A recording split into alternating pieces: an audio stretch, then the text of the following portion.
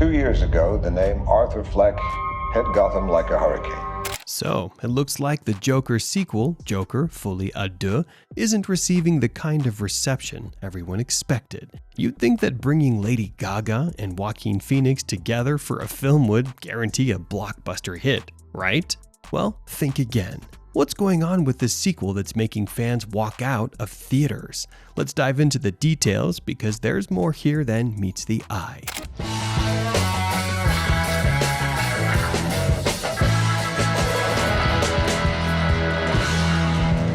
Did you see the movie?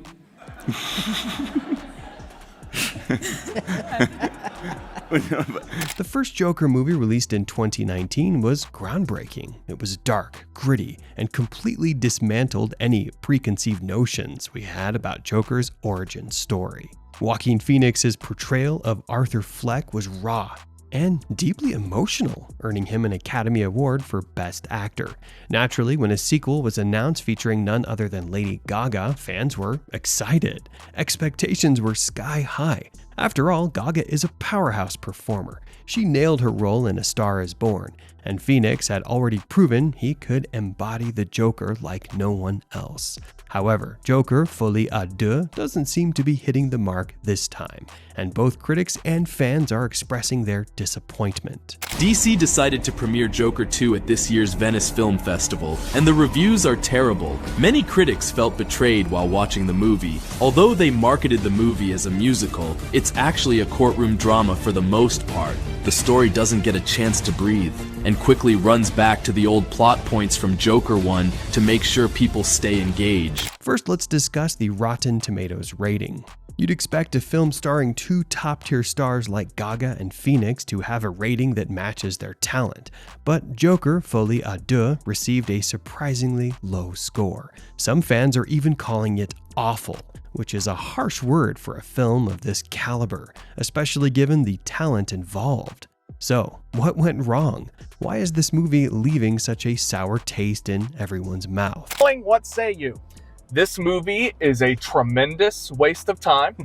There is no reason whatsoever. One of the biggest reasons seems to be the storyline. The first Joker film was about a man's descent into madness, offering a dark exploration of mental illness and society's treatment of the marginalized.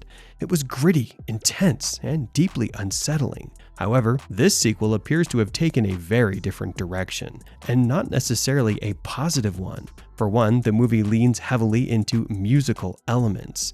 You know, I think the way that we approached music in this film was very special and extremely nuanced. I wouldn't necessarily say that this is actually a musical in a lot of ways. It's very different. The way that music is used is to really give the characters a way to express what they need to say. Adding Lady Gaga to the cast naturally led to expectations of music, but audiences weren't prepared for this much. It seems the film struggled to decide if it wanted to be a musical, a psychological thriller, or something else entirely. As a result, fans were left confused, and rather than enhancing the Joker's story, the musical numbers reportedly felt out of place, disrupting the tension that the first movie had so masterfully built. Joker FOLIE à deux. I don't know what the hell this is going to be. I don't even know if the stars of this movie know what it's going to be. Lady Gaga says it's not a musical. We just use music to convey the story. Another issue fans have highlighted is the chemistry, or lack thereof, between Joaquin Phoenix and Lady Gaga. In theory, Phoenix's Joker and Gaga's Harley Quinn should be a match made in chaotic heaven. However, many viewers felt their relationship fell flat. In the comic book world, Joker and Harley are infamous for their toxic, twisted dynamic. But in this film, the emotional intensity and electric, unsettling bond that audiences anticipated just weren't there. The natural connection that made Joker's relationship with Gotham so compelling in the first film was missing. Instead, it felt forced, as if the movie was trying too hard to make them click. Now, let's discuss its pacing. The first movie had a slow build-up. Certainly, but it was intentional. It allowed us to witness Arthur Fleck's gradual unraveling until he fully embraced his Joker persona. However, in Joker Folie à Deux, the pacing feels inconsistent. Some moments drag on endlessly, while others are rushed, not giving the characters enough time to develop or the audience enough time to process what's happening. Viewers have noted that the disjointed pacing makes it difficult to stay engaged. It feels as if the film can't decide where it wants to go or how quickly it wants to get there. The tonal shift has also been a point of contention. The first Joker had an intense, grounded atmosphere that made everything feel unsettlingly real. You could feel Arthur's pain, his frustration, and his descent into madness. But with Folie à Deux, it seems the filmmakers chose a more surreal, almost unbelievable approach.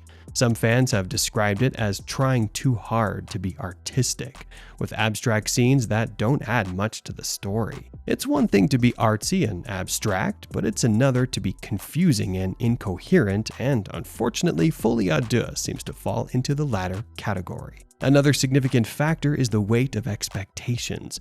The original Joker was not initially intended to have a sequel. It was meant to be a standalone story, a character study of one of the most iconic villains in comic book history. However, with its massive success, grossing over $1 billion at the box office and winning multiple Oscars, a sequel became almost inevitable. With that sequel came enormous expectations. Audiences wanted a continuation that would match or even surpass the first film. But sometimes lightning doesn't strike twice. It seems Joker Folie à Deux tried to replicate the magic of the original while simultaneously attempting to be something entirely different. In doing so, it lost the essence that made the first movie so special. Some fans have also highlighted the lack of coherent message. The original Joker delivered a powerful statement about mental health, society's neglect, and the consequences of mistreatment. It offered a commentary on systemic issues and left audiences reflecting long after the credits rolled. In contrast, Folie à Deux seems to lack that depth. The mental state he was in. Can you tell me a little bit about what research or what kind of what you did to prepare for this? It doesn't present a clear message or theme, leaving audiences questioning its purpose. Without that emotional core, the movie feels hollow, like a series of scenes pieced together without any real substance to connect them. It's also worth noting that the visual style of the film didn't quite resonate with viewers this time around. The first movie had a gritty, almost documentary-like quality that made everything feel raw and real. In contrast, the sequel's visuals are described as overly stylized and polished. It feels as though the film lost the grungy, uncomfortable edge that made Arthur's descent into the Joker so believable. While a polished aesthetic might work for other films, for a character as chaotic and unpredictable as the Joker, it just didn't fit. Additionally, reports indicate that people were walking out of the movie. This is not something you hear about very often, especially not with a film featuring such a high-profile cast.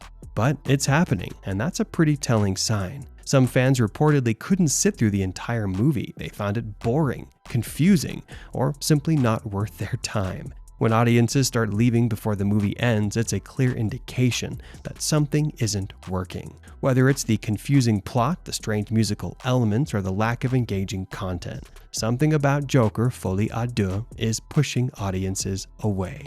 Then there's the Gaga factor. Lady Gaga is undeniably an incredible performer. She's proven her acting abilities and is a phenomenal singer. However, in this role, it seems like she wasn't given the right material to shine. Harley Quinn is supposed to be a complex blend of intelligence, insanity, charisma, and vulnerability. For once in my life, I didn't feel so alone anymore. But according to fans, Gaga's portrayal just didn't hit all those notes. It may not be entirely her fault. It could be writing, the direction, or the approach taken for her character in the story. Either way, it appears that her Harley Quinn didn't live up to the iconic character her fans know and love. Lastly, let's touch on the overall experience. Watching a movie like Joker is meant to be an emotional experience, evoking discomfort, empathy, fear, or even awe. The first movie delivered on all those fronts, making audiences uncomfortable in the best way possible. However, Joker Folie à Deux seems to lack that emotional impact. It doesn't provide the same visceral reaction, and as a result, it leaves audiences feeling indifferent. For a character as powerful and chaotic as the Joker, indifference is probably the worst reaction you could receive. It's a harsh lesson that sometimes sequels fail to capture the magic of the original. Trying to push boundaries without a solid foundation can result in something that feels messy and unfulfilling. And while Joker Folie à Deux may still have its defenders, it's clear that for many, the sequel didn't live up to the hype.